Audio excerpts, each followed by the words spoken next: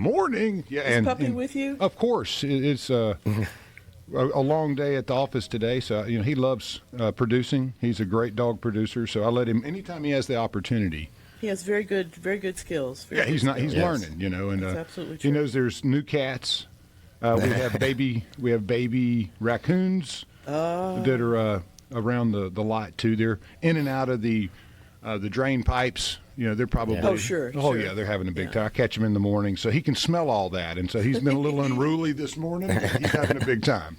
And I can tell you, when you walk into the studio, if you're not awake, when Hawk comes around the corner to greet you, you will be. That's right. That's right.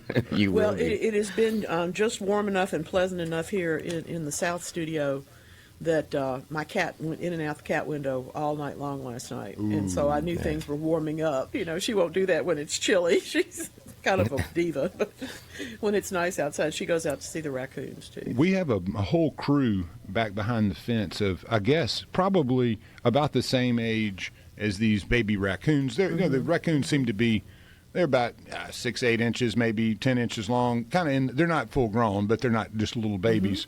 But also have some foxes at the house. So they've been cutting up. Yes. Lately, man alive. If you go out late at night when they really enjoy stealing things It's and their play. world. Oh man, it is. They are having the best time, and you can tell they're little because the older ones don't really like to come too close to the houses, but the young ones haven't figured it out yet. They're like, we don't care about all that. Right. And so they're just all over the place out there. Well, they've all seen the video of the bear living under the guy's house.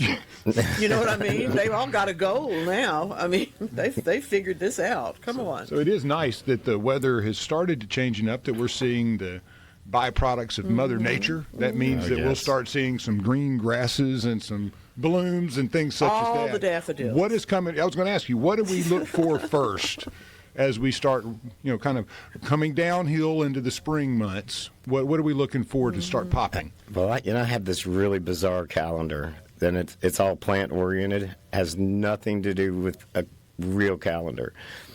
You see the quince.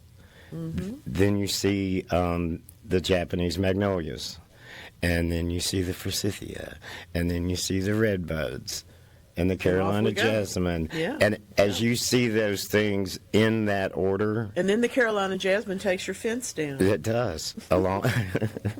We just had that conversation. We had that conversation. I actually watched that happen once. It was very impressive. Yeah. Sad for the fence, but the vine won that one. Well, maybe I'll have my camera ready when the crossvine takes the fence down. It may do it. It can happen. It really can. There amazing. are fences do have a limited lifespan. It's long, but it's not as long as some of our 30-year, 40-year vines. Yes, yes. Listen, y'all, somebody that didn't have such a great week this week. Y'all know I've been following the Olympics. Yes. And I'm an Elia fan, the quad god. I wanted to just say a word because I thought his explanation, he fell twice in his final. She could have won the gold and didn't because he fell twice in his routine after doing it right 100,000 times probably over the last year. And I thought that his graceful recovery is something that we all need in this world. And he said, I knew immediately I messed up. That's enough. That's all you have to say. You don't have to make some dumb excuse. Oh, my foot. Oh, my arm. No, I just messed up. And I appreciated that so much because he's only 21. There'll be another Olympics here in a minute. We'll see him. But I thought for all that hype and all that 1 foot landing that he did there's a backflip with a 1 foot landing. That just became legal. The only other time that it was done in the Olympics was in, I guess, 1998. Yeah, 1998. Soraya Banali that was her last move. She was a French skater, and she did it. Of course, it was illegal then, but it was beautiful. It was magnificent. And Johnny Weir, of course, did the double back flip, and they allowed that for a while, at a time. But the single landing has only happened just now. So Ilia's got that. I just think that we have to realize we don't always make our goals. And maybe, like me, you'd like to have 4 quarts of black cherry tomatoes by April. Well, okay, maybe, but probably not. I mean, Hey, On the that other hand, if I don't aspire to that, if I don't try, it can't possibly happen. well, that So- Johannes Hasflat Kleibo guy. Oh, Man, he's like 29. He's a Norwegian. He's one of 4 Norwegians with 8 gold medals. So he's tied Amazing. now. Yeah. Are they Dude, crazy? Those guys that are something. Yeah, and you've got like the interval skiing and men's skiathlon and sprint, yes. but all the cross country events, the Norwegians have dominated. I mean, you think by 29 you have 8 gold medals, and that only ties you with your own With the other countrymen. people. Yeah, Yeah, in your own exactly, country. exactly. Right. Nobody's Yeah. even close. But that guy, I mean, just when you're talking about striving, think about growing up in that. Okay, I'm going to be a cross country skier, and I want to go to the Olympics, and you're Norwegian. You're not shooting for yeah, one gold you got medal. some pretty good goals Yeah, up you there gotta just to set even 'em. get there. Yeah, you got know? like we got to get at least 8 to be even So, talked about in this country. It's amazing. It's amazing. But I mean, There- would you expect any other country to top that? No, but I mean, honestly? think of any Yeah. sport. Is there They've any, probably had to rescue a few people over the history Yeah, of the country, you know. they live it on a daily basis. It's probably like when they're 4, when they're 4, they get their first set of skis to go Wouldn't do you the think? triathlon. Right. They're like, all right, here's your BB Right. gun, here are your skis, get out there and go. And they're like, Yeah. Hurry back. Yes, Daddy. See you later. Hurry back! I like that. Hurry back! A pot of herring stew will be waiting for you. That's right. We'll be right here. Whatever you bring, we'll eat. It'll be great. I don't know anything about Norway really to speak of, but I do know that they are impressive in that particular part of the skiing world. Every time there's an Olympics, it makes me feel like, in the same way that we all have so many questions about, is it organic gardening? Is it sustainable gardening? Are you growing tomatoes? Do you only grow flowers? What do you think about your trees? You don't like your lawn? You know, all those kind of things. There's that many pieces of skiing. We just don't think about it because we're not in the middle of it.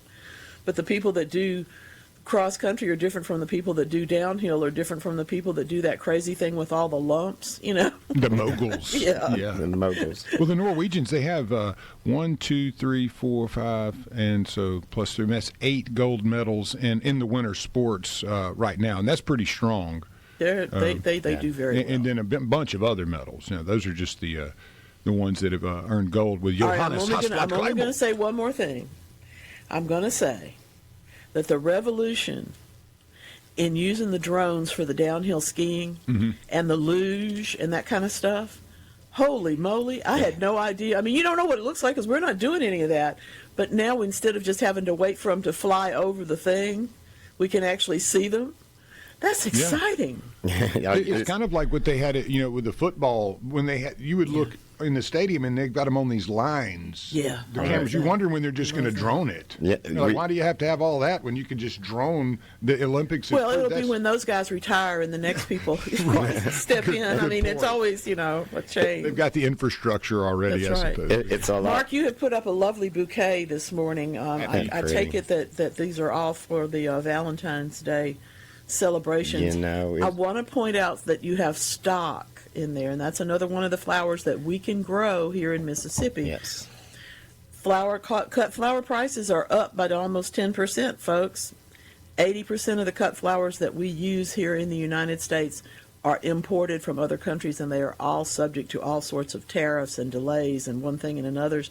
We can grow at least 75% of those flowers right here in Mississippi in the Deep South. That's why I'm happy that Donna Yowell has invited me to come and teach with her. We're starting up again next Tuesday. You want to grow cut flowers? You need to come along with us. Get in touch, and I'll send you the link to the Zooms and whatnot. You can register and get in on the class. This is for everybody. If you think there's a flower that you'd like to grow, you need to join us. If you've already got a farm and you're trying to figure out how to produce more, you want to join us too. So, cut flowers all day long. No, we do not grow roses for cut flowers in the Deep South. Yes. We make other choices. Better. You need a 15 15-foot tall greenhouse with a moderate environment. We don't have that. So This is true, and stock is one of those plants that if you want to wow your garden friends, grow some stock, and they're going to be like, "What is that?" Because it's super fragrant. The flowers last a long time in the garden or in the vase. Yes, and it's Really something nice. you can kind of grow in the early season, the off season, when a lot of other things That's right. aren't doing That's right. well. There's a real good monograph about it. James Dale Prince and Christine Coker did a couple of years ago. If you want to look that up at MSU Cares, you can get really specific information about growing stock. They did a real good paper on it. But it is one of those flowers that once you smell it, you hold on to that. You remember it. Oh, 'Cause yes. it's so pleasant. Yeah, I saw a post the other day. What's your favorite flower as far as fragrance goes? And there was like 600 comments, and it was really fun scrolling down through there to see all the different opinions. Of course, I always get in trouble. yeah, I think lilac was sweeping it, which tells me that the post was probably from the northern hemisphere of the United States. But I think I put lilac on there too because I was fortunate enough to grow up with those. I've lived with them. They're lovely. No. Yes. No. Okay. Well, here's our argument, folks. We're going to get into our argument this morning. Yeah. Yeah. Anyway, everybody has an opinion about that. So, That's true. are you all geared up for Valentine's Day? Nellie? You're looking at it. That's about it, huh? We're Valentining, we're Mardi Gras, Gras-ing. and we are Chinese New Yearing, Lunar New Yearing, all at the same time. It's a busy and weekend. starting cut flower classes. This is a big weekend for me. Yeah, it's going to be fun. It is going to be fun. Yeah, I had that on my list. I've already started my schedule of plant sales for the spring, and I mean, it's already, we can touch on that today, but they are popping up like crazy, folks. We are going to put them in a receptacle. I have my link tree has room for that, or something will have room for that. We want to be able to refer people to it and also to add to it as things go along, because Yeah. I have to tell you, this is the wildest. People are ready literally to Yes. plant tomatoes, and we're not quite there yet, folks, but Well, I put a photo up. I saw them in a garden center yesterday sure. in central Mississippi. And if you want to buy one. Sitting there right next to the cabbage. You're right. It's crazy. If you want to buy one and try it, feel free. But it's a tad bit early. Absolutely. And if you will protect anything under the proper circumstances, it's just more trouble. Yes. And I will always caution, because, it's unfortunately not uncommon. I still have pictures from the lovely farmer that I met in Tupelo, who sliced his early tomatoes, and of course they're white where they should Yes. be red around the edges, okay? That's from cold. That's from too much cold when the fruit was trying to grow. And the fruit is not ruined, it's just not very tasty. You end up Yeah. making something out of it rather than having fresh tomatoes, where you went to all that trouble to try to have an early crop. So sometimes that pays off and sometimes it does not. That's for sure. Did you cook those greens, or is that Lance? No, I did that. That looks pretty good. That was my Super Bowl dinner right there. Ah, I went by our friends on Highway 80 and picked me up a couple of turnip roots and put me on a big old pot of greens. Looks well, pretty I'll good, tell you, doesn't it? I didn't do greens this week, but I did do a nice piece of roast and turnip in the crock pot. Y'all, don't miss that one. Absolutely. Absolutely. I'm doing a little research Oh, good. here. I can send some information about the Zoom to this writer. We have got That's a pretty. gentleman in Flowood who is sunshine ligustrum. The backside of the shrub, very minimal damage to the cold. However, the second picture shows extensive damage to the front side. Should be Facing left north. alone to grow out of the damage, or should I cut them back? What do you think? I would clean them up a little bit. I'd maybe wait a little while and clean them up in case we get another hard freeze. But that plant is very resilient. If you just give it a slight haircut, it is try to get some of that damage off. It's going to come back big time, fast. I agree. I might do the scratch test on the front just to be sure, because some of those branches may be dead. Yeah, they could be. And it will grow more. I mean, it's a very durable shrub. Yeah, that's one of the. Gosh, it is extremely tough. But yeah, I wouldn't And be. it's also, I'll grant you either like or don't. You know, Exactly. people have, it's like golden euonymus. People either like it or they don't. I've developed a fondness for that plant and also for this one, but it's been hard fought. Right. I have to look at it as a specimen that is unusual and odd out there. Coming up in the rotation today at SuperTalk.tv, you're going to find all kinds of heart-shaped leaves. We want y'all to go out and get house plants with heart-shaped leaves for your Valentine today. The one we're looking at right now is African Mask, which I think is perfect for those with a slight goth trend in their hearts, heart shapes and things. But it is it's a colocasia. It is not a colocasia that you want to plant out in the yard because it's a little bit more sensitive to a lot of things. Plus, it's going to change its color if it's in too much sun. So there's a couple of them that you may or may not know. Heartleaf fern, which is one of those misnomers, but that's a pretty thing. Anyway, just some little bit of heart-shaped peperomia leaves. Those are fun. And just some things to be a little bit different. Something I know when you go to the garden center, or if you go to your mama's house and try to get some plants for somebody, you may not run into anthurium or peperomia. You may run into philodendron, or you may run into a seedling for something that you would plant outside. There's all kind of heart-shaped leaves. We think about red bud and the other things that have such pretty leaves. But there's something about showing up for dinner with a plant that's got heart-shaped leaves that I think is very attractive. The begonia world is full of beautiful heart-shaped leaves. Yeah. I was out assessing my begonias this week, and I realized that I have too many pinks. Well, I still have the white. I have too many plants. I have to get a cutting of that one. Oh, that's Yes. a pretty crocus. I like that. That's pretty. I have a really nice yellow one, but I ended up, I don't know where my reds went, but anyway, it's just funny. Sometimes you start looking at your plants and you think, why did I propagate that one? Now I've got 4 of this and only 1 of that. I don't know what I'm doing. Yeah, speaking of propagate, I had a major surgery event yesterday on a 2-year-old airplane plant. Did you see those photos? I saw those pictures. I mean, there was This thing looks like a tire, y'all. For those of you who don't happen to have SuperTalk.tv turned on, you need to, because this really does look like somebody pulled it off a car and started trying to root it. It's a wild-looking root ball. There should have been somebody there to video me dismantling that thing. It was a monster. Seriously. It was a monster. But it's a favorite. And, I made half a dozen or so, I guess. Well, we're going to step away, but we won't be gone long. Y'all stick around. This is the Garden Mama Show. Creations here today. I love it. We have a lot of parades this weekend, Yes. And part of what goes on around here is custom clothing for all of them. So there's a large workshop going on in the next room.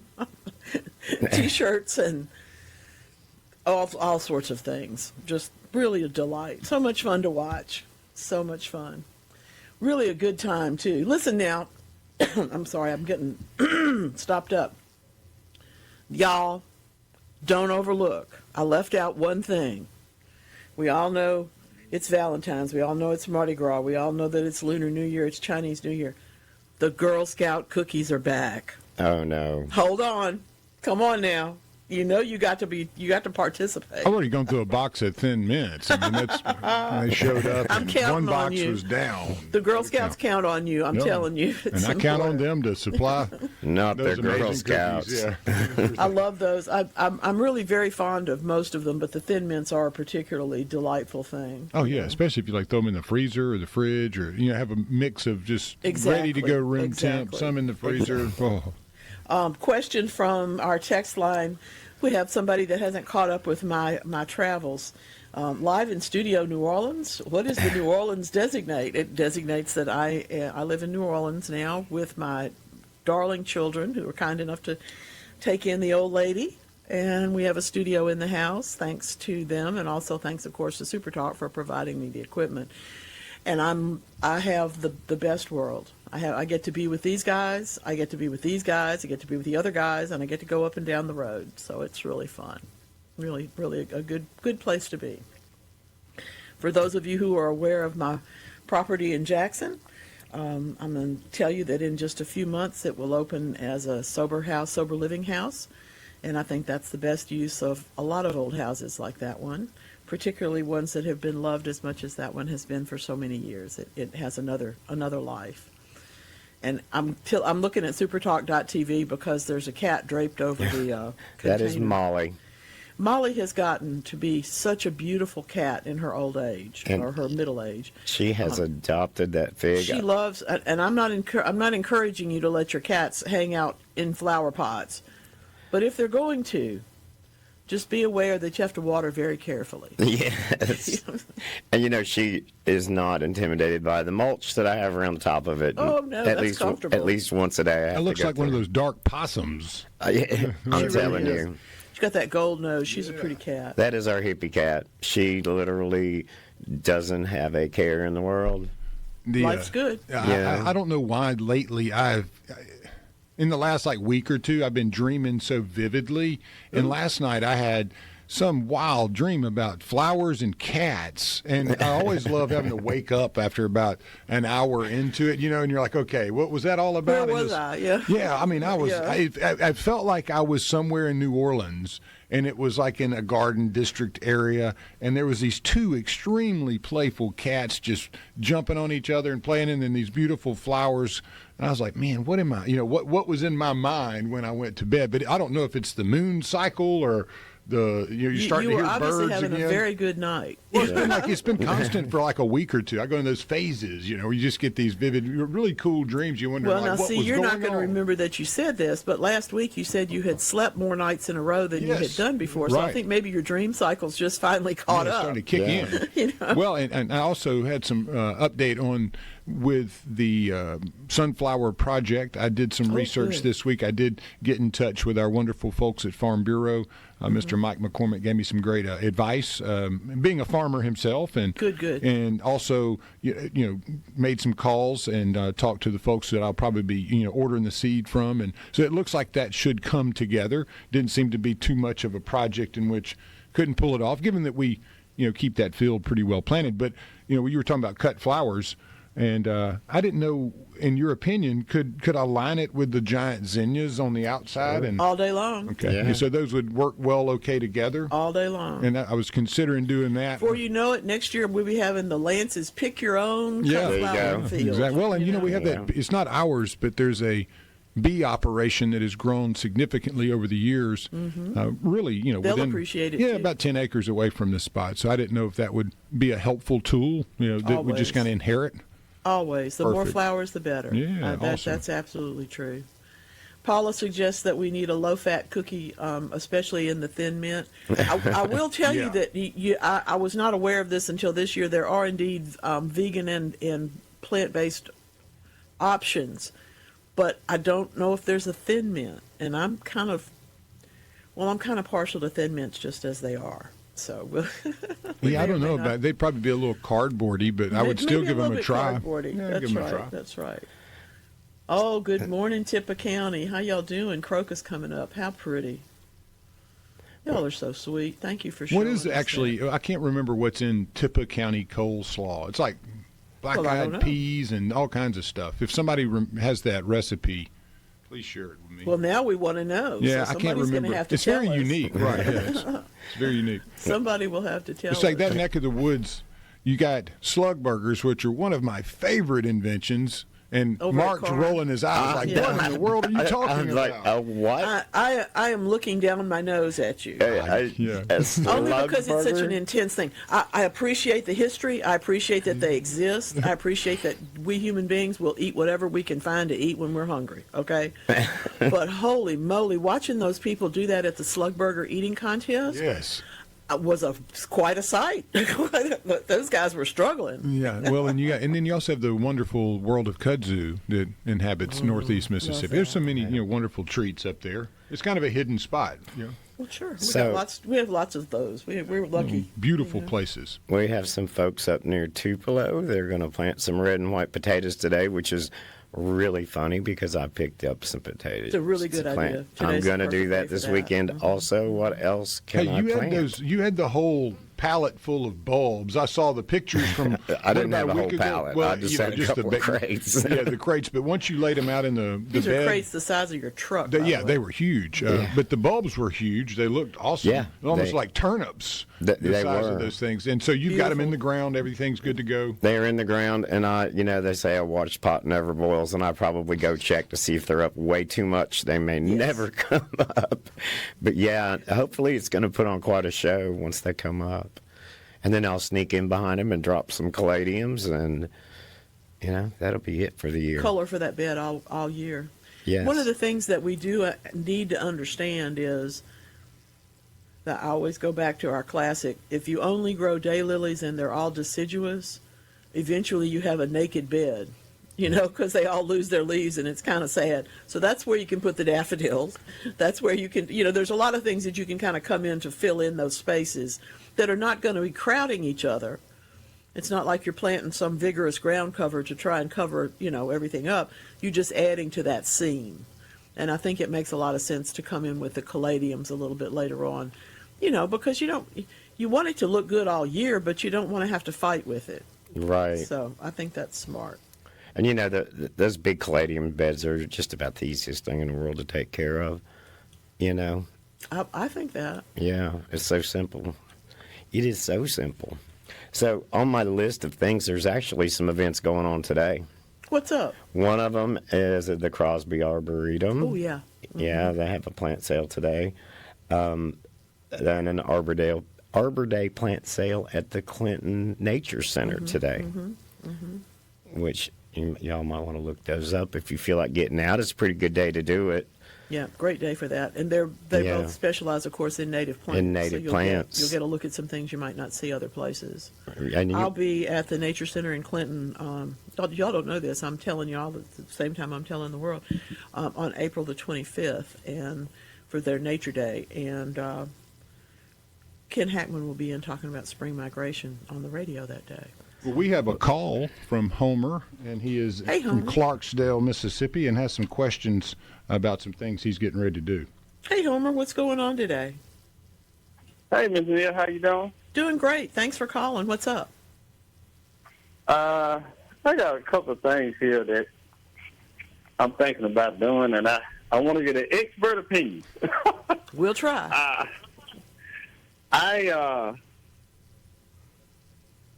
The ground has dried out enough here, and I got some ground that's on a little higher, and I'm going to just go out there today and break up a small patch, and I'm going to put some curly mustard seeds out. They're pretty tough. Now, I don't know what but at least if it does not work and it gets too cold, I mean, the ground is broke up. So when it does get warm, and Homer, you're like me. We're always going to try. I mean, we're going to push it a little bit. Nobody's going to beat me up. That's what I love about gardening. Exactly. So, And as you say, even if nothing happens but they break the soil up a little bit, you're ahead for the next couple of months of planting. yeah. I don't think it's a bad around idea March. at all. And they may come on up and do fine. March, We just don't know. We're literally in that time frame where we can't tell what's going to happen in 2 weeks because, well, quite frankly, it changes so fast. And you may find I'm not going to plant a big spot, but I'm going to just get a it good enough started. spot to where I can actually get quite a few greens off of it. So just get it I started. sell them. So I do think. Do you find that the curly seed or the curly ones are a little bit hardier than the flat leaf? they are a lot tougher. It was a gentleman that I was kind of like his protege. He's passed on, but this guy was a walking Wikipedia about growing stuff. And he told me that curly mustard is tough.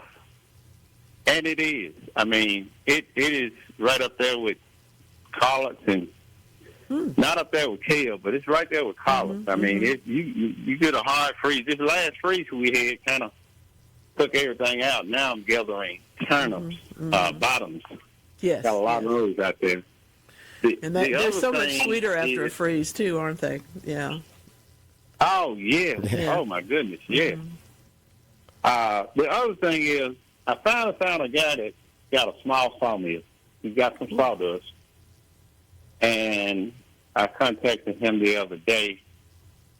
He texted me this morning and said, I got a pile set aside for you. I said, it's still some good people in this world. That's true. And he's going to give it to me. That's great. And the thing of it is, I want to ask you, I'm just thinking sawdust is a good soil conditioner. Am I running down a rabbit hole here? No, not at all. But you do need to let it, if it's just been sawed, if it hadn't been standing up, you're going to have to let it set aside for maybe 6 months. It's so hot right now, it will literally, if you put that in the soil right now or put it even on as a mulch, everything that it's around is going to turn yellow because the nitrogen in those plants is going to go directly into that mulch. So, because it's in the process of decomposing. But if you can put it aside and let it just set for a few months, you're going to have a brilliant, I mean, the texture will even change over time, and it makes a wonderful amendment. Yeah, because I was thinking about just getting it and letting it sit all summer and then this fall. Perfect. Yeah.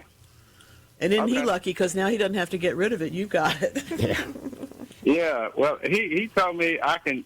He's constantly cutting wood. He said you can get all that you want. I give it to you. I love that.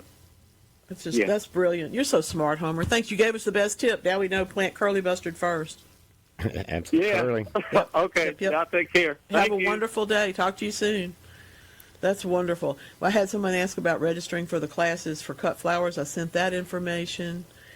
And we also didn't add to the list of things to plant along with the potatoes, but I think now we have to add curly mustard. Curly mustard.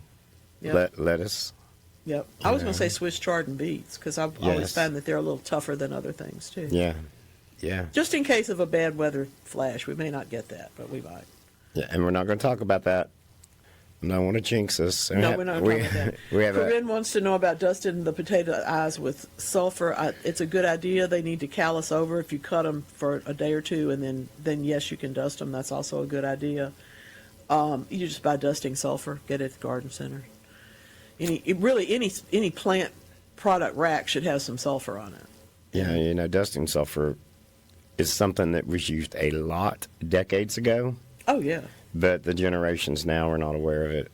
No, that's true. The things to use it for, like your squash, And you're right. And it is one of the things that you used to have to buy this huge bag, and fortunately they've realized that now they need to sell smaller amount, because you have that stuff your whole life. When I first got into this particular business 100 years ago, a common question after someone passed away was, what do I do with all these chemicals in the closet? Right. Out in the shed, and there were some things you just couldn't get rid of. I mean, we don't work with that so much, but anyway, we'll talk about this, that, and the other thing. Talk about planting some more potatoes and some dried oak leaves and this, that, and the other. By the way, today's Ferris wheel day. Not my thing, but it might be yours. Stick around. We'll be right back. Sweet. Y'all, I'm not a Ferris wheel person. I have been on double Ferris wheels. I've been on single Ferris wheels. I've enjoyed it. It was kind of like rappelling down the mountain in the Ozarks. Okay, that was great. I'm not going to do it again. It was great. That was wonderful. That's right. But I did not know this. The very first one was 264 feet tall. The one named for Mr. Ferris. If you invented something, would you name it after yourself? I mean, if I tested it out real well first, I wouldn't want there to be Well, I think this is because these used to be called pleasure wheels, and somebody had to put something a little more sanitized on it. But there were 36 cars, and each one of them held 60 people. Wow. That's a huge thing. This was at the huge. exposition, of course. They were trying to outdo the Eiffel Tower in terms of a landmark. But I did not know it was that big. I really didn't. I would not have gotten on that one. You have to have a lot of nerve to get on the How first many one, people in each car? 60. I don't think I want to be 250 feet in the air with 60 With strangers. that many people. Yeah. Or even friends. Come Because on. if something went wrong, Where it are would we? not be pretty. Yeah. Yeah. Wow. Anyway. That's a big one. It's a something. But the good news is that since 1893, people have been taking their life into their hands. There you go. Now, look at the view from a Ferris wheel is pretty exciting. I It will is. give you that. It is. And it's. I did ride the Wild Mouse once. For those of you who've never seen those, that's because they stopped doing that because they were dangerous. They'd run you right out to the edge before it turned. I grew up loving that ride. Absolutely. Well, you're a braver person than me. Yeah, maybe a little careless at times. Well, that's possible, but you're definitely braver than me. Let me catch this one real quick. Thank you. Somebody asking, can they fertilize their grass now, and what should they use? Not now. This is not Today the is time. not a good day. No. You need to give What that. about pre-emerge? You think people should still be doing that? Yeah, you could. It wouldn't hurt. It's. We're getting on that borderline, Mm-hmm. but you know, it's kind of that situation in Mississippi. There's always something laying there germinating that you can't see. Yeah, they're waiting to come and get us. That's true. So better late than never. You know, if you're one of those people. But yeah, I wouldn't fertilize. I would wait, golly, a couple of months before you start throwing fertilizer on grass. Wouldn't you Well, think? and everybody has. This is one of those. I guess if we had a pickle barrel at the garden center, we would all sit around and argue about this. You know what I mean? It's Right. like the old-fashioned kind of thing. Because there are people that would say, "Start now, feed it all the time, don't worry about it, just go." Yes. I think they create a weaker lawn. Yeah, and I really do. Or too much nitrogen too early in the season isn't useful anyway. right. It's going to get washed out of the root zone. You're just wasting your time. But on the other hand, if it does work and you have all of that lush new growth, well, then it's blackberry winter and everybody freezes and, well, we have to start over again. You know? Yeah, and I mean, if I you don't wanna do just, that. maybe if you just have to go out there and put something on your grass right now, rather than a synthetic, you know, go get you a bag of Milorganite, you know, or something organic that If you you can, want to build the roots a little bit, yeah, okay. that you can, you know, supplement your yard so that when you do go for that synthetic, you know, the 1st of April or so, maybe make it a little more healthy. You're adding on to it. But yeah, Our you, texter says today, if you ever fish off Biloxi Gulfport, the Ferris wheel there is really pretty when it's lit up at dusk. You are correct. I have Yes. seen that. Not from fishing there, but from being there. That is true. Really. And that's the thing about it. It's so intriguing. There's Santa Monica Pier in California. It's the same thing. You may not have any idea what's going on, but you see that Ferris wheel and you know that's, you know, it's a beautiful thing to see. You know, that's fun. I did ride the Ferris wheel on the pier into Chicago. Wow. It's Yeah. Navy Pier, right? Navy Pier, Yeah, yes, that was worth it. You know, that was worth it. Just But- not in the middle of winter. That's a beautiful place, and actually, we went out on a dinner cruise, and before we got on the boat to go out on the dinner cruise, we rode the Ferris wheel. I would ride the Ferris wheel before dinner. Yes, I think that's Yes, a good, yeah, good idea. yeah. Good question. What is the optimal time to use dormant oil on my peach trees? I would say now. Yeah, What do you think? yeah. Yesterday, now. If they haven't, as long as they haven't budded up yet, because you don't want Right. to use dormant oil on anything that's trying to open its buds. But as long as it's still dormant, this is a good time to do that. Yes, definitely. And anything else in your yard that you think might need it with dormant oil, it's a good time to do it. And The the ultra weather's refined type is even better for things that have leaves on it. But if you've got some deciduous stuff that's still naked, as it were, then that dormant oil is a useful product for sure. The difference between the grades of oil and the heaviness of it really does have to do with what it will suppress, but also how long it remains on that branch. So you don't want it to remain on your camellia leaves. You just want it to do the work and get away. But on something like a peach tree, it'd be good if it settled in a little bit, because some of those things like peach borers later on and whatnot, the eggs can be in those crevices, and you want to get them treated for sure. For sure. Absolutely. Yeah, and I was noticing this morning on the way in, you know, when it's showtime, you know, and you got some ideas rolling around in your head, all of a sudden on your drive in, everything becomes obvious. Here in central Mississippi, we haven't had the best pansy year, folks. I apologize. It has been so wet. Kind of crummy everywhere. Yeah, it was not a great year. Not a great year. I have a feeling there's going to be a lot of petunias show up early this year. Well, we're already seeing those here in the South. Yeah, I'm sure you are. And it is time, because I don't know how to say this. We all want some color out there in those buckets and baskets and beds. You know, it doesn't matter where you are. Round about now, we're ready for there to be something to look at, and the daffodils help. There's some tulips about to be happening. There's, you know, all that sort of thing. But it really does help to get some annuals, and the petunias are a good place to start. But we've also got all the other quote unquote winter annuals for the Deep South, sweet alyssum, calceolarias, and all those things. They're not going to be around through the heat, but they sure do a beautiful job in the springtime. They do. And, you know, I'm seeing, popped in the garden center day before yesterday.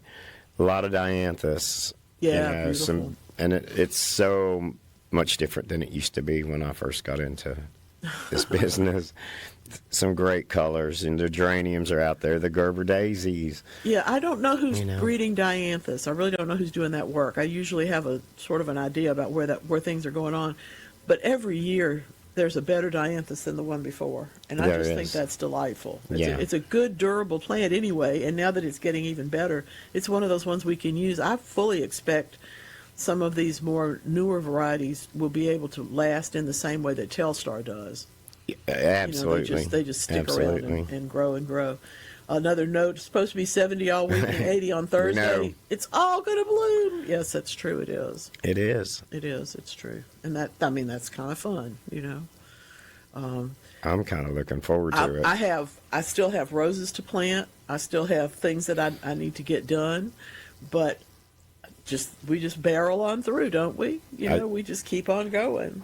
I'm at the point now where I'm having to sit on my hands because, you know, I'm like Tigger the Tiger. It's like I can smell spring coming, and it's like I'll stay up all night thinking about what I'm going to do next. I hear that. One last note for this hour. I always buy my dianthus already started. Me too. Yes. Dianthus is a lovely plant, but those seeds are not my friends. We're looking at that right now on SuperTalk.tv, some pretty dianthus. And, yeah, there's tomato plants, too. There's this and the other thing. All right, let's let John take us out of here. We got another hour to go this morning on the Garden Mama Show. Peaches is here, Lance is here, and you're here. What more do we need? Come on, y'all. Stick around. At noon. And then the good news for me, the last Wednesday in February, I will be giving my presentation on wicked plants at the library. Oh, that's wonderful. It's their cafe at 11:30 in the morning. And I gave this presentation to the master gardeners, and now I'm going to give it to the public in the library. Will you do us a favor? Make somebody sit there and use their phone to record your presentation, because I want to see it. Oh well, I can't do it because I'm no, but somebody there can just stand there and hold their camera up, hold their phone up, and catch it for us. It would be fun. Yeah. The thing about wicked plants, the thing about anybody that gets into one particular group of plants has a wonderful time and has the opportunity to teach us some things. And when I know you, Anna, just from our relationship here on the radio, but I know you got stuff I need to know. Well, you know, the problem is I'm only going to touch the surface. You know, there are so many wicked, poisonous, addictive, invasive plants, and that's what my talk is about. I love it. And I have some slides which are interesting, and some are funny, and some tell you some good things about bad plants. So, you know, there you go. Well, I'm just really glad to hear that the community there is rallying and keeping events going forward. And I know y'all have a lot of work to do. I get that. You know, the recovery is tremendous. But you are it. You know, you are our Oxford correspondent, and you're letting us know that things are continuing to keep going. Well, I'll tell you something. My husband asked one of the guys picking up all the trash around here. And he said, when do you think you're going to be finished? He said, maybe August. Maybe, yeah, could be. And there is a favorite phrase that people say, women say usually, and it happened to us when we first moved in, when we were raking leaves. And so people say to me, when do you think you're going to get it done? I said, I don't know. It'll be there tomorrow. That's right. That's very Southern. It'll still be there tomorrow. Very, very, Very, southern. very southern. It'll be there tomorrow. Mine will be there till June, July, August, September. I really do think that when devastating things happen to our gardens, you do have to kind of hunker down in your own head and say, okay, do I keep going or do I turn some other direction? Which way? Mark will tell you, stuff falls over. Things happen. Things happen. It does. And you got to make a decision, don't you? I mean, you have to say, well, I'm going to go on and, get going with it. It's slow. It's slow. Mm-hmm. We got to do it slow because we're old, and we want to live for another day. Well, that about sums it up. We're going to live another day and get some work done. I love it. Thank you for letting us know. Okay, then. Y'all all mark your calendars. We want to hear more about Anna's talk. That's fun. Thank you for calling today. Appreciate that. That's a great one, and that's a subject that most people aren't aware of the fact that it is a subject. Oh, sure. How many of them are really out there? Well, there's a friend of mine wrote a book about. She remember when she announced this, and we were all sitting at a table going, and then it turned out to be a bestseller and a really great book about aphrodisiac plants. Turns out there's thousands of them. Now, she selected, her representative palette, but there's so much more about plants that we don't know until somebody looks at it. Exactly. So, hearing the evil and the wicked and all that from a sweet person like Anna would be especially delightful, I think. I'm having a hard time knocking the grin off my face because I have put you in some awkward positions. And I just love that headpiece. Do you? Do you like this one? Yes. I have another one with wings, but I'm leaving it on the side over here for the time being. That's great. I mean, that makes me want to take you shopping and make you wear them everywhere we go. Here's the thing. If you can't have a little bit of fun with yourself, who are you going to have a little fun with? Hey. And we do have to laugh and carry on a little bit today. This is literally the ultimate in silliness is putting on a hat and doing radio. Come on. I mean, first of all, it's radio. Why do I have on a hat? But anyway, it's just funny. It's a great one, though. It's great. So, it's great. I have a couple of other suggestions for what one might be doing at this particular point in time.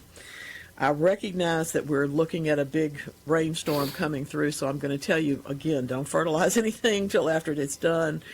But by all means, after this next heavy bit of rain comes through your area, go out and take a look at some stuff. You may or may not need to do anything at all, but I bet you're going to need to rake a little bit. I bet you're going to need to clear up a few things, maybe unpile some mulch that has managed to wash its way into some other part of the garden. This is the time when we can actually straighten things up a little bit and get them ready for what's going to be a really fast spring. It's coming. It is coming. And, if you get out there and look around, people go so dormant during the holidays, December, January, nobody's we tend to look the other way. Yeah, you do look the other way. But, if you go out, you might be shocked at what's happening with your perennials and other things in your yard if you take a closer look. That's very true. Things are starting to grow that you don't expect, first of all. Yes. And some of them you may or may not want to encourage, but you certainly want to pull a little mulch up around them. Or away from them. Either way, one or the other. Especially, my leaf battle. Yes, you do. I'm proud to say I could probably get all the leaves in the yard into one garbage bag at this point. It has been a challenge. But gardeners, he has a big yard. If he can get all of his leaves into one bag, I've been busy. The man's not been sleeping. No. No, and I have free potash if anybody needs it. Because you're burning the leaves, right, and turning them into potash. Okay. I am, and I do use it around the yard. Oh, sure, you can spread that stuff. But, no more than an inch in any one place, though, y'all. Right. You can always use a little bit, but not a lot. Not much. Most of it, ends up just kind of hanging out. But I do use it around the yard, and it comes in real handy. You can only mulch so many leaves when you have, You know. Well, and I have known people that used it as an additive for things like stepping stones. Not like you're going to drive on, but if you're making stepping stones that the kids are going to decorate or you're going to walk on them and use them, you can use some of that potash for that because it adds a texture to it and gets rid of some more of the potash because you got so much of it. You know? Right. You got to do something with Mix all that it in potash. with other stuff. Here's This the is- fun fact. What's it's up? Valentine's Day. Yes. The week leading up to Valentine's Day, Americans will buy 58 million pounds of chocolate. Wow, that's almost enough. And that equals about $1.8 billion. Where's mine? Right here. Do they break it down to like what type chocolate sells? Milk, dark. I'm sure milk chocolate is your number one seller in that. I would think imagine. so. I would think so. I wonder what brand does the most business. Do you think it would be Hershey's? A good That's tough. American, Yeah, all-American brand, been around? Or do you think it's something like Lindt? I happen to know Ghirardelli. that Nestle's chocolate is actually used in a lot of the chocolate shops. You can get the powder. Is it because you can do powder? Or I know the Hershey's one. That powder is awesome. Yeah, but Make your own. I think Nestle's probably could be the leader simply because I think they lean toward the commercial side of chocolate. Maybe not even under that name. Yeah. I can tell you, you're eating Nestle's chocolate and you don't even know that's They're an what you're ingredient. getting. Yeah. Yeah. Because That's true.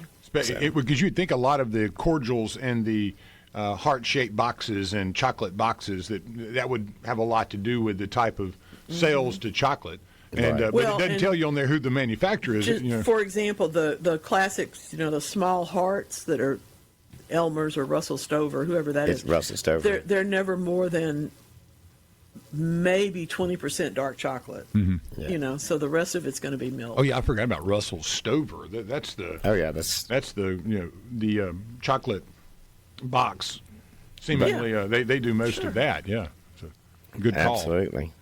Well, and I mean, I realize that the heart-shaped box and all that is a tradition in and of itself, but the idea of giving someone a gift is lovely. Giving someone chocolate is even better. Giving someone chocolate as a gift, well, you can't really lose on that one, I know not everybody eats or likes chocolate, but the rest of us, we're pretty fond of that.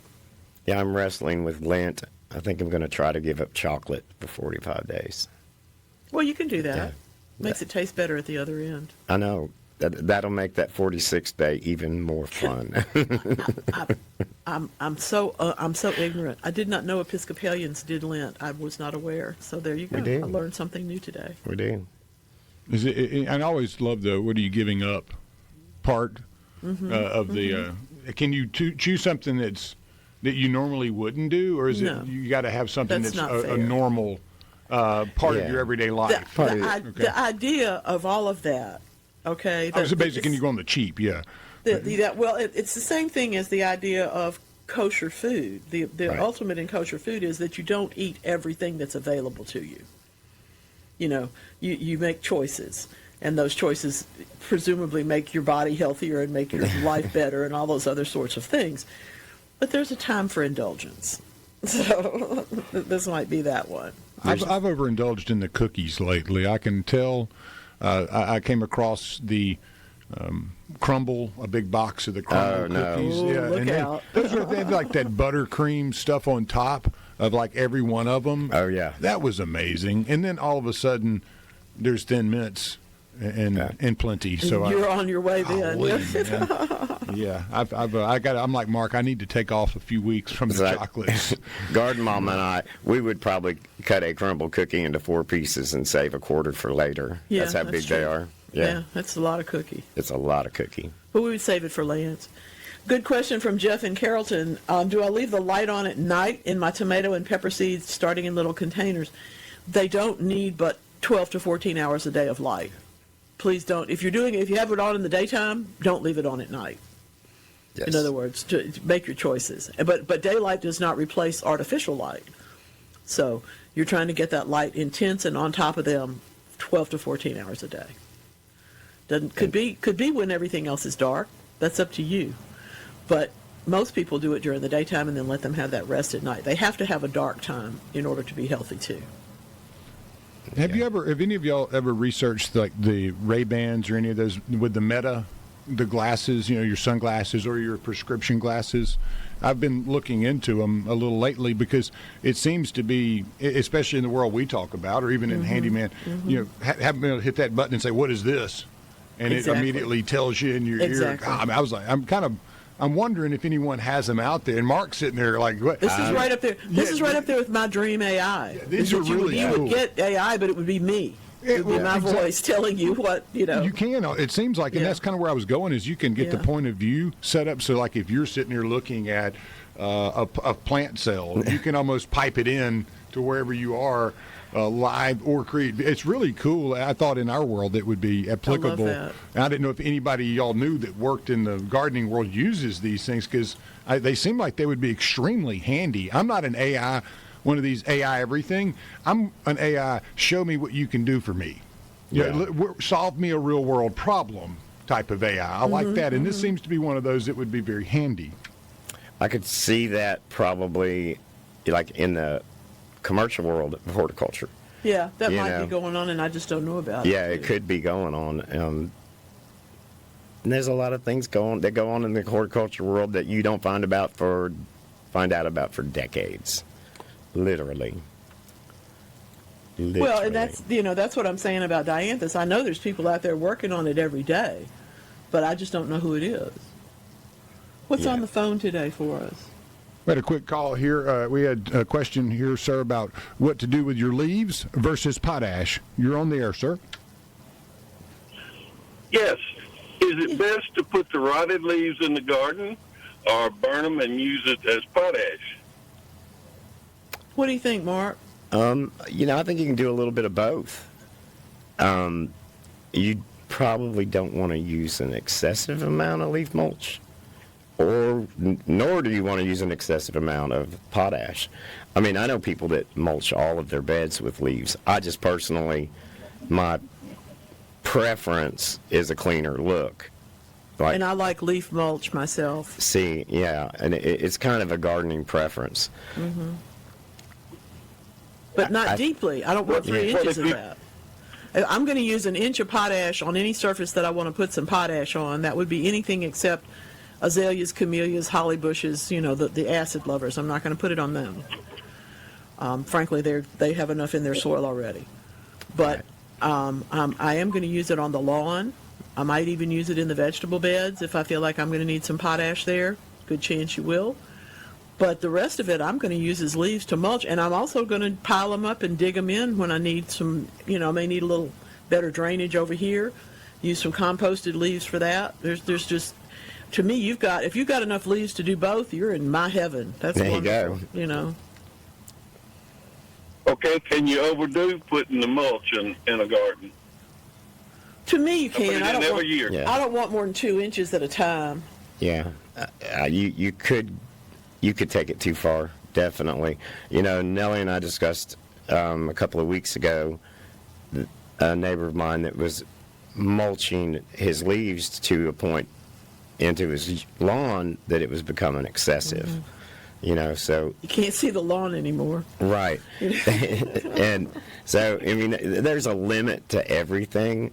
So a good rule of thumb is gather up what you think you need and maybe use 60% of that so that you don't overdo it. Okay. Because if you overdo it, you're going to start noticing water retention problems. You're not going to have healthy roots because they don't have enough substantial soil itself to grow in.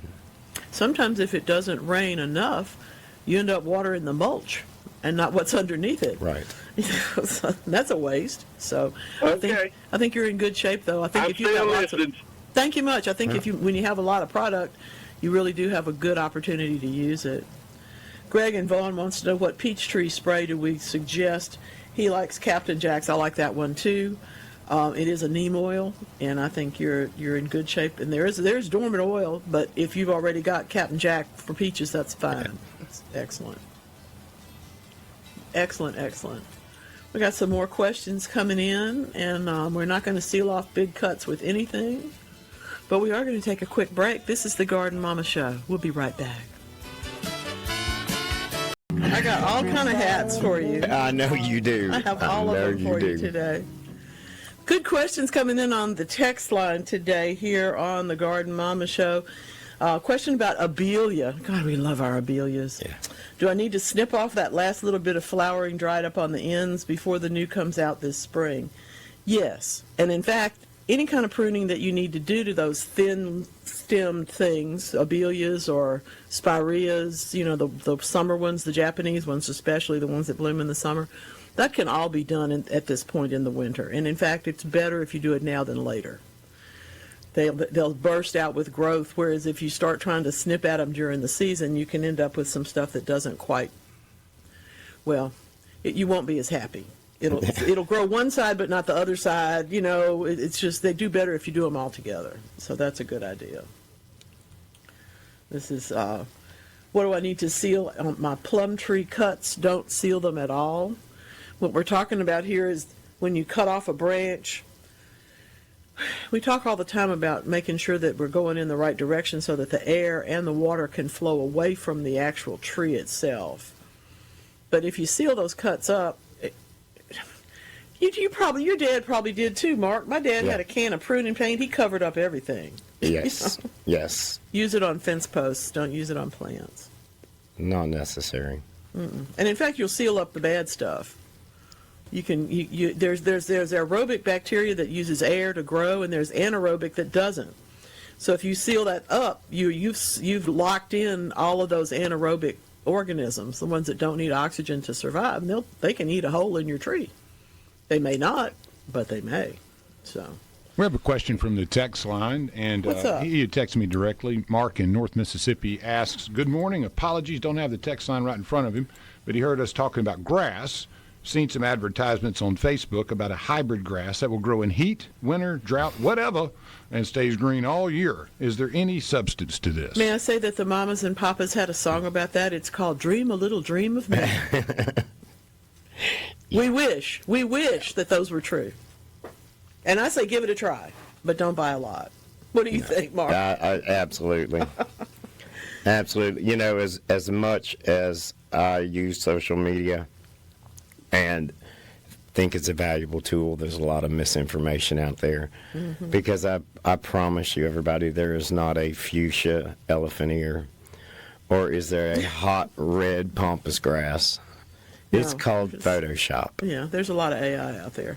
But when it comes right down to it, when we're talking about a lawn grass, there are warm season lawn grasses and there are cool season lawn grasses, and nothing can do everything.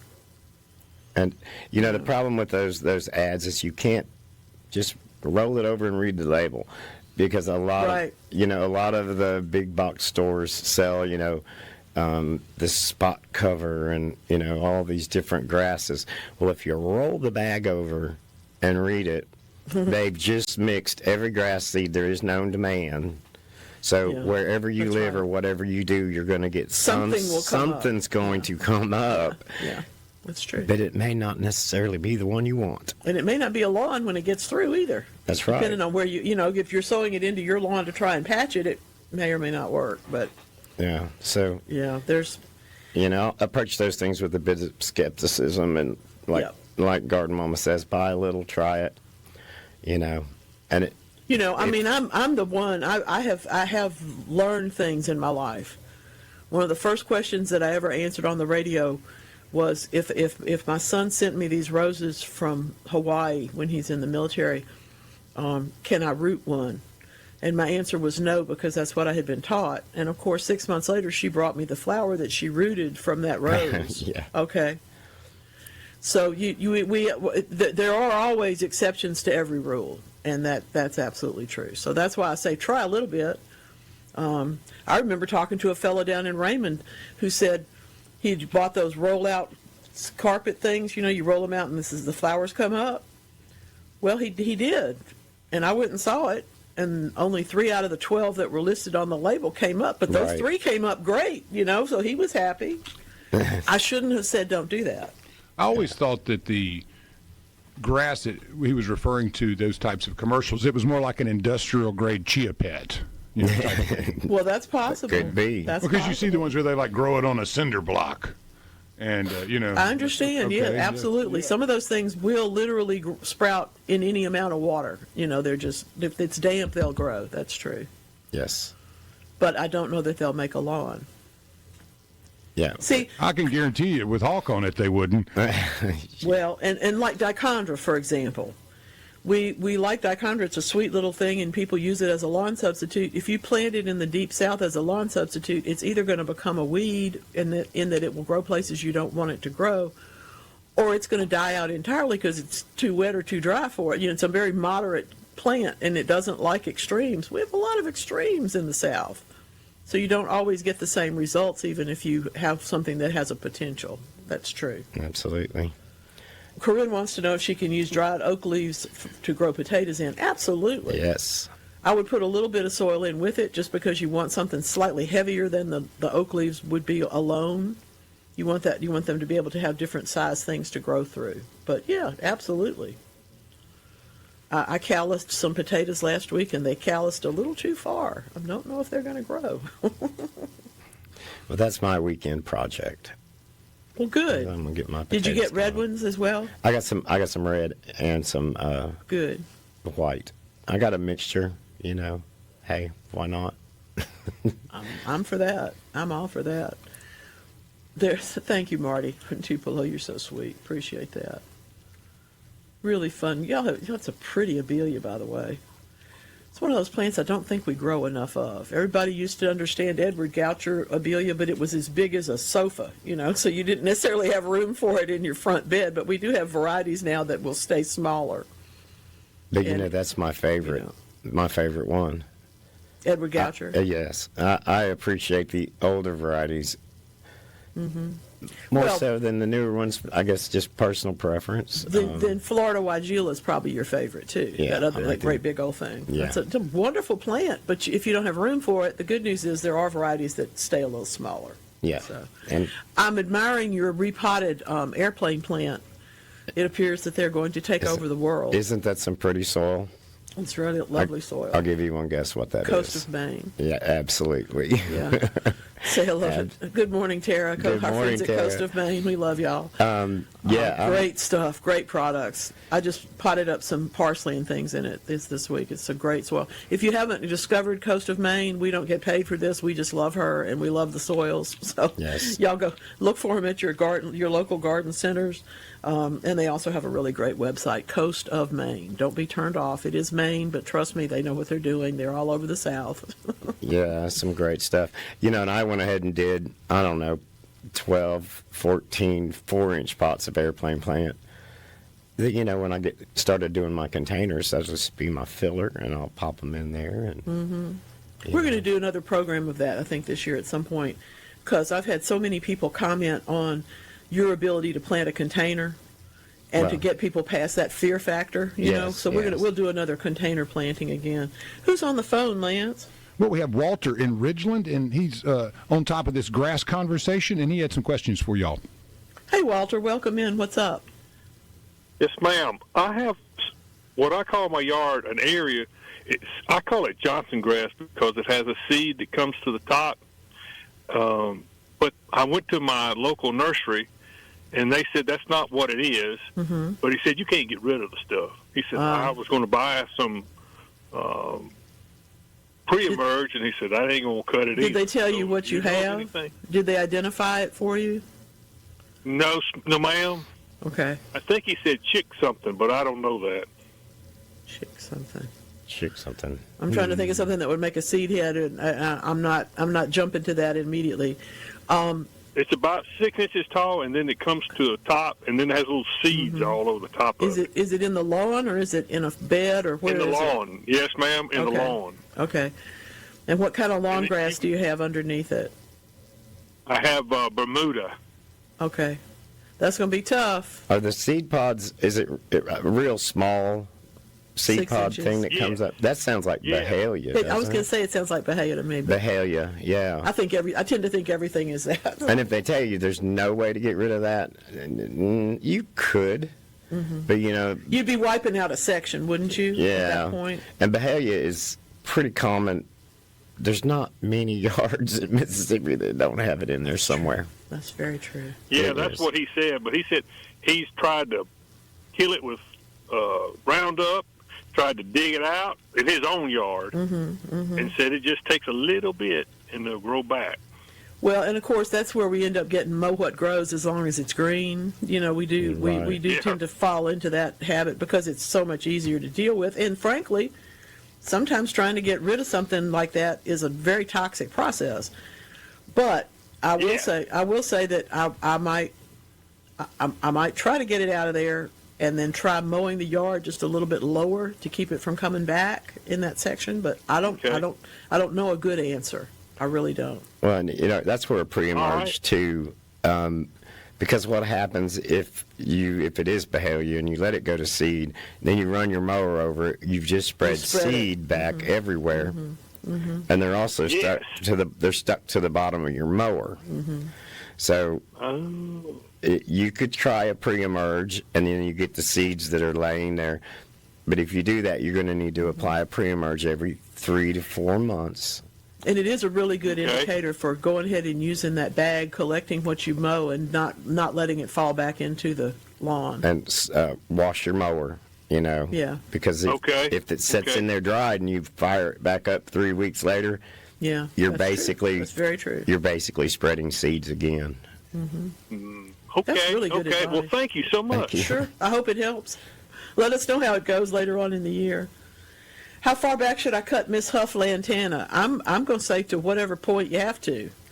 In other words, if the top 2 inches are croaked, are crisp and brown, cut that. But if it's dead all the way to the ground, that plant's going to come back. Yes.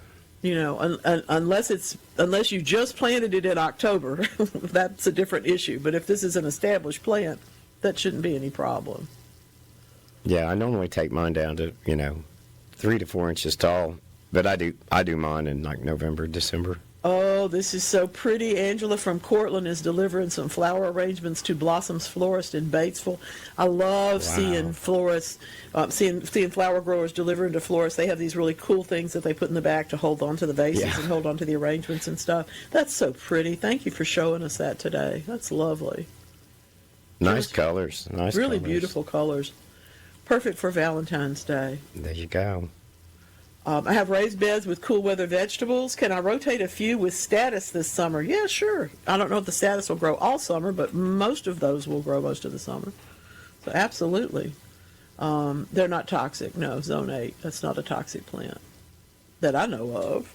Seamus, ageratum. Well, anyway. Yeah. Status, all those, that whole group is a lovely, and they do because they form very tight clumps. They would be good with other things. They wouldn't try to spread around or take over the space. That's wonderful. Good idea. Y'all are so smart. It's really and it's funny because people ask, can I do this? I'm kind of the mindset, it's your garden. If you want status in your raised beds, do it. And the toxic idea, that's a good idea. You don't want to plant certain plants or use certain chemicals around things you might be eating. But, if you think your tomato plants are going to be pretty with, gumfrina around them, go for it. Go for it. Or if you want to surround them with basil, do that too. Why not?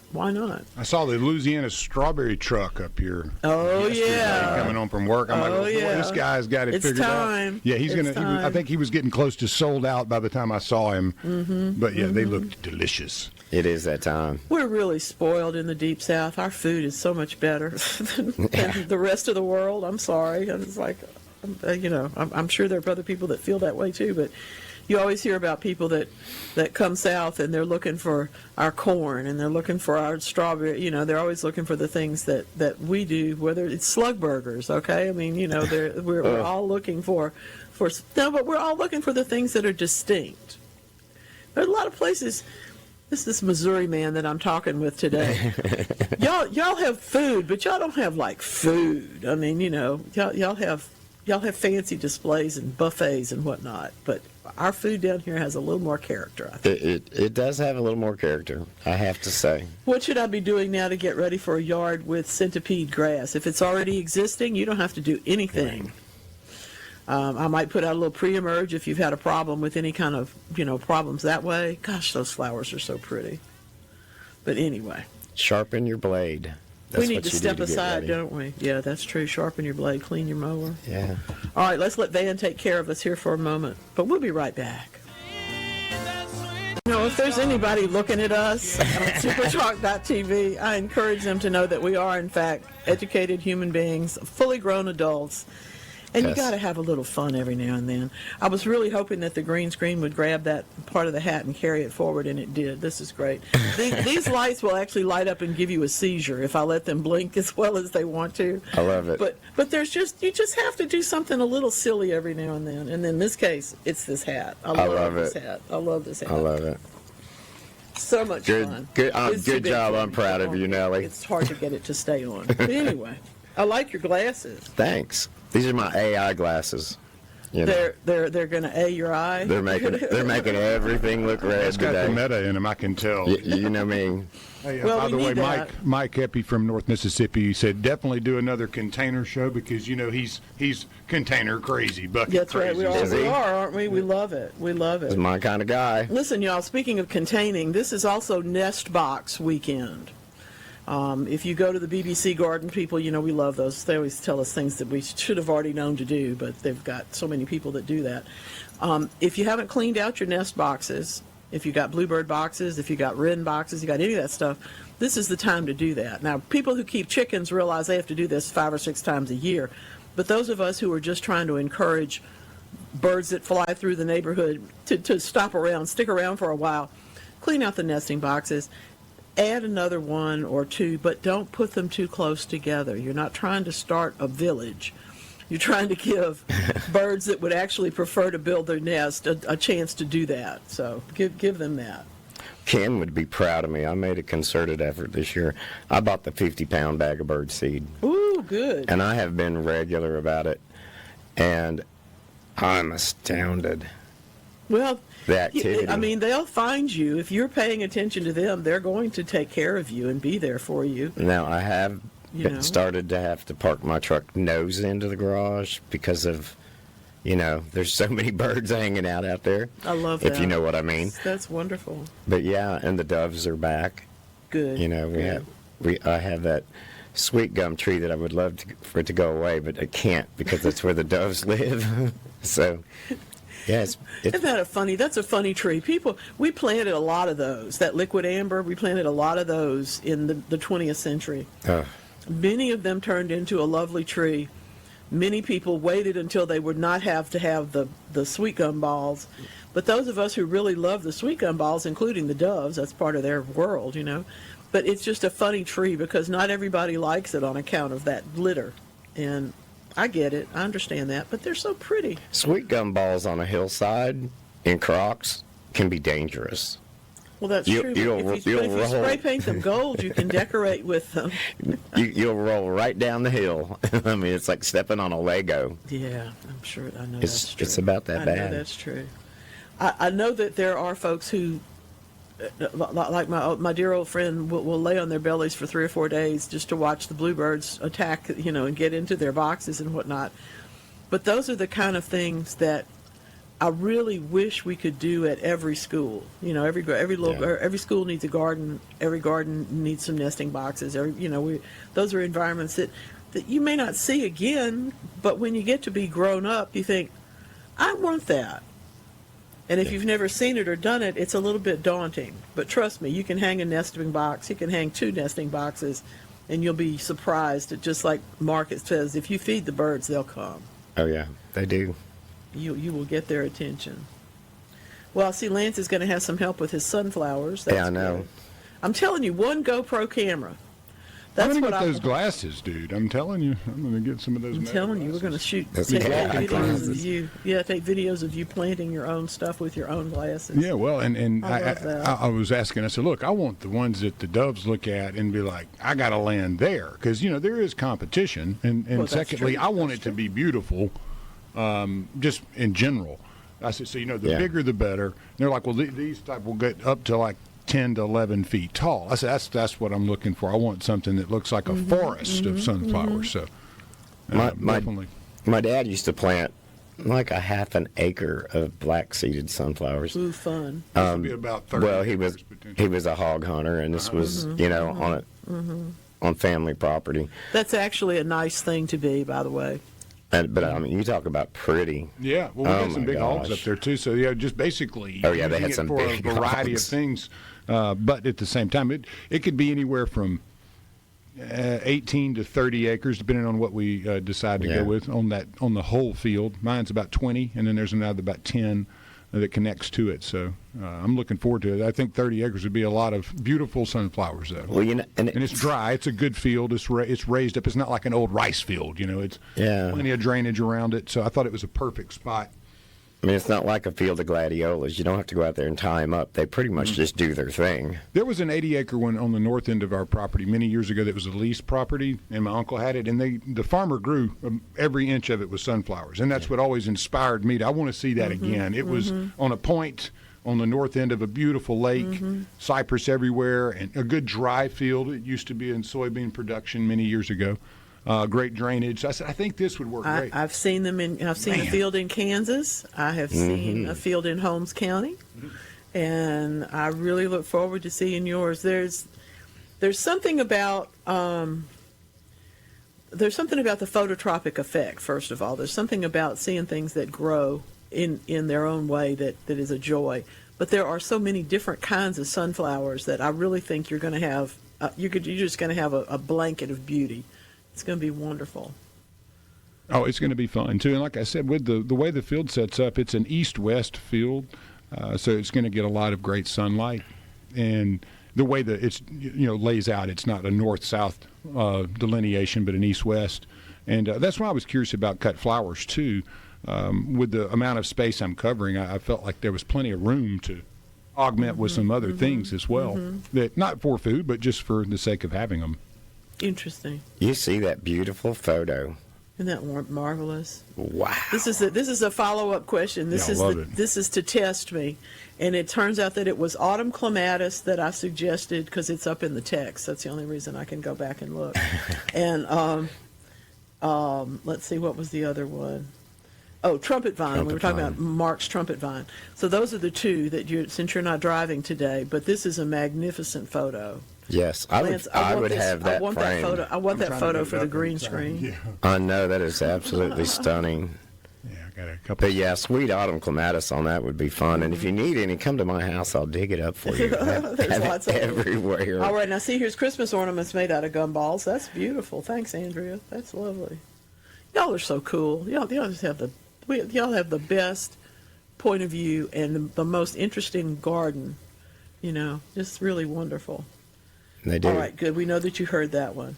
And I'll tell you what, I got like 6 other vines I like, but those are the 2 toughest that would be able to take that tree. God, that's so pretty.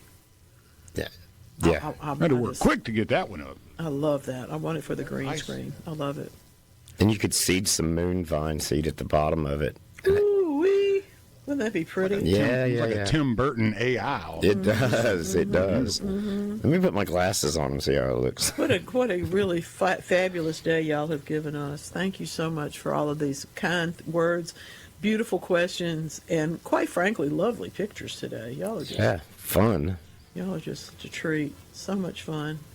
I'm glad they gave you a minute off so you could come play with us today, Mark. Thank you. You're welcome. Happy Mardi Gras. Happy Valentine's Day. Happy Chinese New Year. Thank you very much, Lance. See you next week. See ya. Take care now.